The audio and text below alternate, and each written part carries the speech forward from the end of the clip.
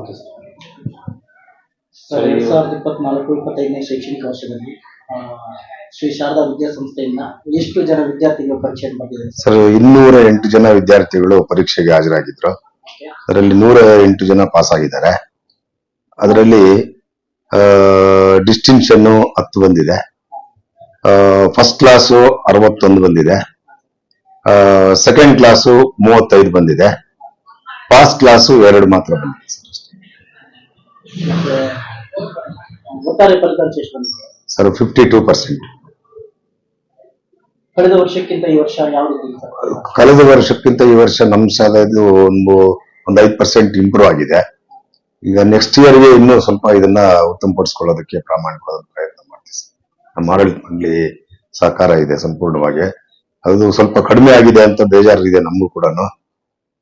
ಆದ್ರೂ ಕೂಡ ಇನ್ನು ಮುಂದಿನ ದಿನಗಳಲ್ಲಿ ನೆಕ್ಸ್ಟ್ ಇಯರ್ಗೆ ಇದನ್ನ ಇನ್ನೂ ಉತ್ತಮಪಡಿಸೋದಕ್ಕೆ ಪ್ರಯತ್ನ ಮಾಡ್ತೀವಿ ಸರ್. ಈ ವರ್ಷದಲ್ಲಿ ಬಹಳ ಜನ ವಿದ್ಯಾರ್ಥಿಗಳು ಅನುತ್ತೀರ್ಣರಾಗಿದ್ದಾರೆ ಸರ್. ಏನ್ ಕಾರಣ ಆಗಿರ್ಬೋದು? ಯಾಕಂದ್ರೆ ಪರೀಕ್ಷಾ ಒಂದು ವಿಧಾನ ಸರಿ ಇಲ್ವಾ ಸರ್? ಪರೀಕ್ಷಾ ವಿಧಾನ ಸರಿ ಇಲ್ಲ ಅಂತ ಹೇಳಕ್ಕಾಗೋದಿಲ್ಲ ಸರ್. ಪರೀಕ್ಷೆ ಎಷ್ಟು ಪ್ರಾಮಾಣಿಕವಾಗಿ ನಡೀಬೇಕಾಗಿತ್ತೋ ಅಷ್ಟೇ ಪ್ರಾಮಾಣಿಕವಾಗಿ ನಡೆದಿದೆ. ಅದರಲ್ಲಿ ಮಕ್ಕಳ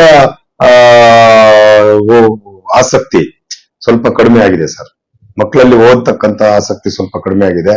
ಹಾಗಂತ ನಾವು ಅವ್ರನ್ನು ಕೂಡ ಬ್ಲೇಮ್ ಮಾಡ್ಬೇಕಿಲ್ಲ. ಓದುವಂತ ಆಸಕ್ತಿಯನ್ನ ಶಿಕ್ಷಕರು ಹೆಚ್ಚಿಸ್ತಕ್ಕಂಥದ್ದು ಶಿಕ್ಷಕರ ಜವಾಬ್ದಾರಿಯಾಗಿದೆ. ಅದನ್ನ ನಾವು ಮಾಡ್ತೀವಿ ಸರ್. ಅತಿ